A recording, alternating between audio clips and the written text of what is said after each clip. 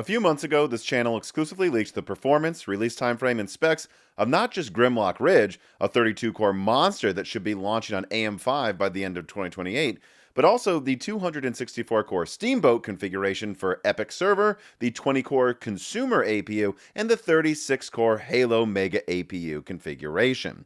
And while I released dozens of pictures to back up that leak so that it wouldn't just be a trust me bro leak, I never released full pictures of what the CPUs themselves should look like until today. Now, like with previous picture leaks, these will be renders, and that's not new for this channel. You see, usually I actually have to render products I leak instead of showing you the raw pictures, both to protect my sources, but then also often because, well, believe it or not, some of my picture leaks come from me taking down notes from numerous sources, compiling them, working with a renderer to mock it up, and then going through documents to see if they are correct dimensionally to what the size of a product should be, and then throwing it back at a source and going, is this the thing you saw, or is this what you believe it looks like? And then, well, that's how you get a picture leak without someone actually having to compromise themselves by letting me show you a picture. And I've done this many times, like with my MI300 leak that was indeed through combining the knowledge of sources that had seen it but couldn't get me a picture. That's how I got that one. Or then there's my RTX 4070 and Titan Atto leaks. Those ones were just rendered to protect sources. I actually had full pictures that were actually verified as legit by Adored TV and Hardware Unboxed. And then there's my Intel Alchemist engineering sample leak. That one truly was created by sources of mine who had seen Alchemist engineering samples slowly describe it as me and my renderer sent pictures back and forth until we got to, oh yeah, that looks exactly like it. And boy, did that one turn out well. I can actually attest from personal experience how accurate those renders were versus the real thing.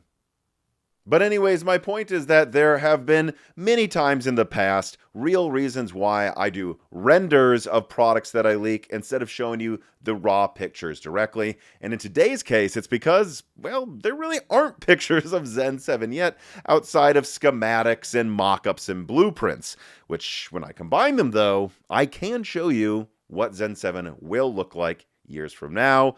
And I want to share that treat with you today.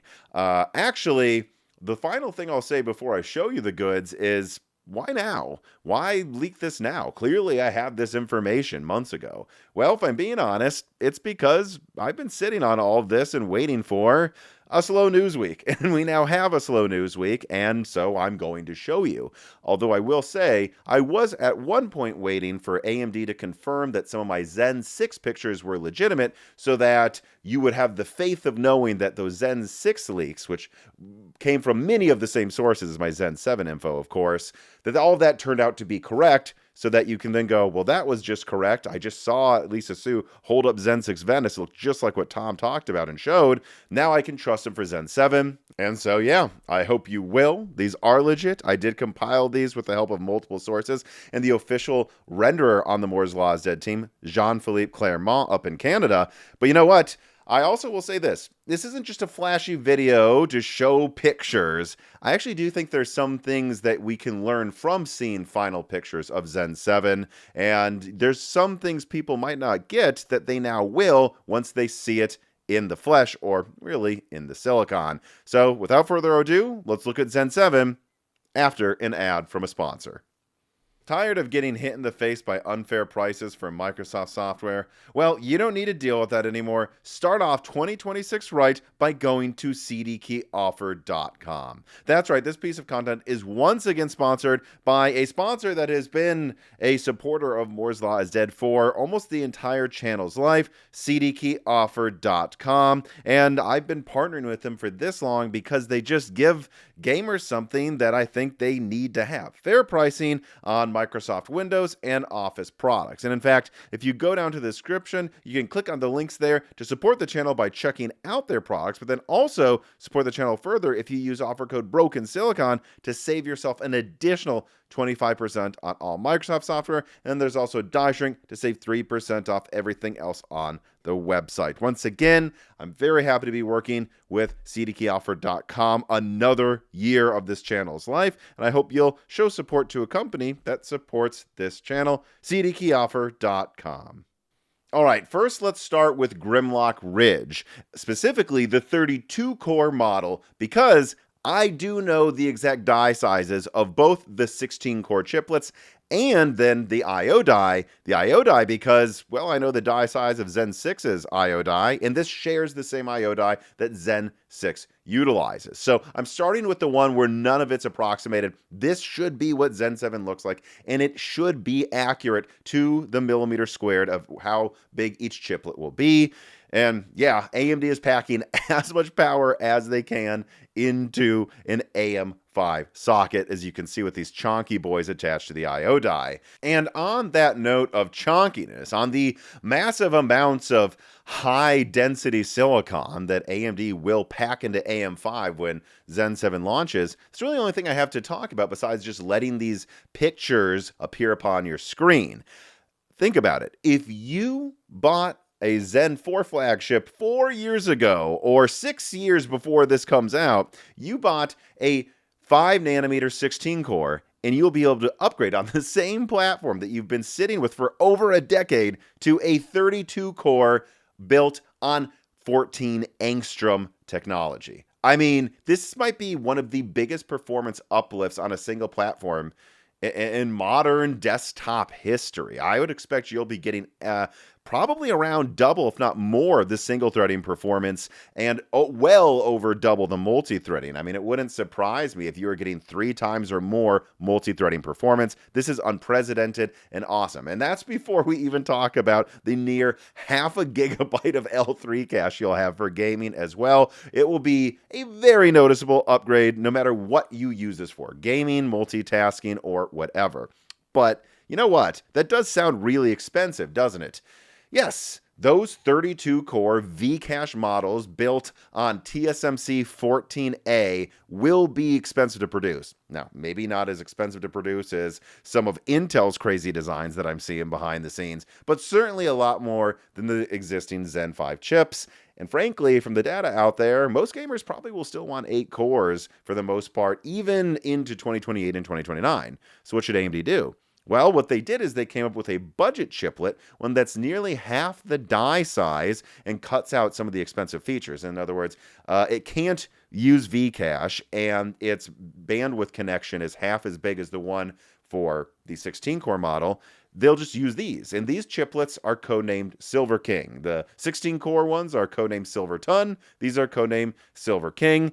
And now these, of course, will be cheaper to produce, making it easier to put in like a $300 8-core for AM5 desktop. But it's not just that, actually. They will also, I believe, be binned to be more efficient. You know, you bin a voltage curve in silicon to really maximize where you want your performance versus performance per watt to be at. And I believe AMD will bin the 16 cores to go for ridiculous clock speeds, possibly above 7 gigahertz from what I'm hearing. We'll have to wait to see if that turns out to be true, but that's what they're aiming for. Not the case with the 8-core Silverking CCDs. These ones will be binned to use less voltage maximally at lower clock speeds for a laptop. How much lower? I don't know how much lower, but that's what they will do. So this will also make a situation where on desktop, you have the 8 cores probably not clocking as high as the 12-core or higher models that use the Silverton 16-core CCDs.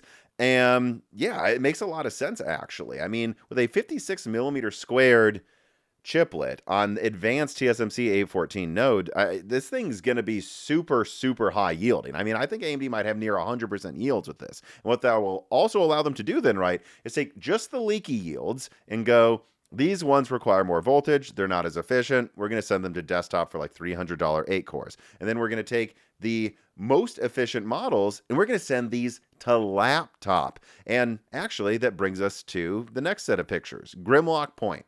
Now note, the IO die for these renders here is an approximation. Now it's an approximation based on mock-up pictures I've seen and documents from AMD, and based on what people working on the program say it will look like, but I don't know the exact die size. I would assume it's probably a similar-ish, maybe a little bigger die size compared to what we have with Medusa Point, and I believe that one was around 200 millimeters squared, but I don't know exactly what it will be. I just know that on that IO die, it will have 12 cores that are a combination of Zen 7 and Zen 7C cores. I don't know how many little low power cores there will be, but I think it will probably have 2 or 4. And what does that get you? Well, that gets you 12 real cores on the IO die, and then if you want, you can add 8 cores on top of it. See, this is really smart, and this is a system AMD starting with Zen 6 later this year or early next year with Medusa Point, where you have a kind of Kraken successor that can act as a somewhat premium laptop chip, but then instead of making an entirely different APU, you can just add cores onto it, and in doing so, save money if you want to add a dedicated graphics card and make this thing more of a high performance offering. And then let's now move on finally to the last one of the bunch, Grimlock Halo. That again, the IO die is an approximation based on some pictures I've seen that don't list the exact dimensions, but they do list that this will have 20 cores on the die, specifically 8 Zen 7 classic cores, and then 12 Zen 7C cores. And again, I would also assume you can then tack another 2 to 4 Zen 7 low power cores on there, but the documents I have don't specify how many low power cores they'll go with yet, so let's just stick with that. And that's really actually quite cool, because that means that you don't need to add any extra cores. This can be a monolithic APU that still has at least 20 cores on there and tons of compute units. And then it's only if you want to make this thing an absolute multitasking powerhouse that you add another 16 cores through 2 chiplets to get up to 36 cores total. Again, 36 cores before you talk about how many low power cores there also might be.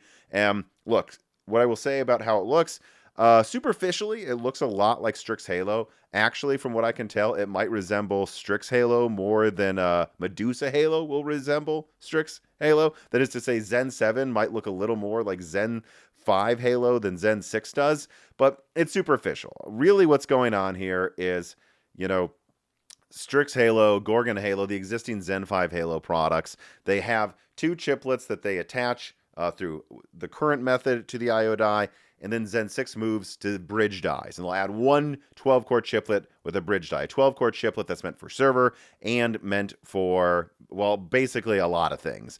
With Zen 7, they evolve so that they have a laptop-specified chip with just 8 cores. Then they move to 2 bridge dies to add 2 of them, and there's more cores on the actual IO die. Not trying to confuse you, just trying to point out that, well, it kind of looks odd that some look more like its predecessor than others. I don't know. That can happen, and it honestly is a logical evolution to me. And so there you go. That's everything. Well, except I am sure there are some people that have already typed comments before finishing this video going, why didn't you show a 16-core Silverking based desktop? That is a 16-core desktop chip with 2 8-core chiplets. Can't they do that? And the answer is probably, actually. I think they could, but I don't think they will. I don't think that's the point, right? The point of the 8-core chiplet with regards to desktop is to save money by using smaller leaky yields that weren't good enough for laptop.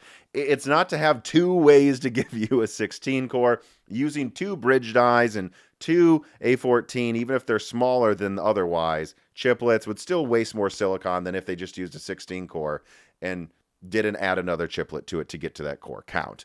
Might they do it eventually for like embedded, or maybe there will be a shortage of the 16-core CCDs, and so they'll offer a dual 8-core model? It's possible. They could do that. And in fact, I actually think that there's a high likelihood that Grimlock Range, that's the extreme CPU laptop variant, who knows, maybe there will be models there where they have an 8-core, 2 8-cores to save on energy and only add a 12-core or 2 12-cores if they want to go for a desktop replacement thing.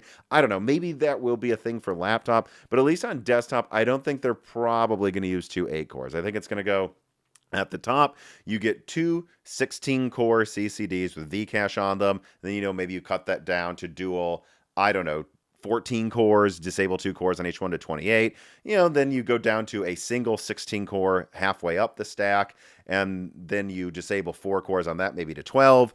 And then anything below that is using Silverking 8 cores. I don't think they'll go like an 8-core Silverking plus 16 core or anything weird like that. At least I probably don't think they will. We'll see, though. They have a lot of options available to them with Zen 7. And you want to know what I do know, though? Well, that is going to do it for this video. I hope you enjoyed it. If you did, please make sure that you subscribe to the channel so you don't miss other leaks that will be coming out from Moore's Law is Dead, nor future Broken Silicons with guests like High Yield. High Yield will be the next guest on Broken Silicon to discuss Zen 7 and all of these other leaks that have come out recently and how the landscape is evolving through 2026. And in fact, if you join the Moore's Law is Dead Patreon, even at the lowest $1 tier, you will be able to ask High Yield questions. I will be putting those requests out tonight. And then otherwise, as always, like, share, comment, and, well, if you made it this far, thank you for watching.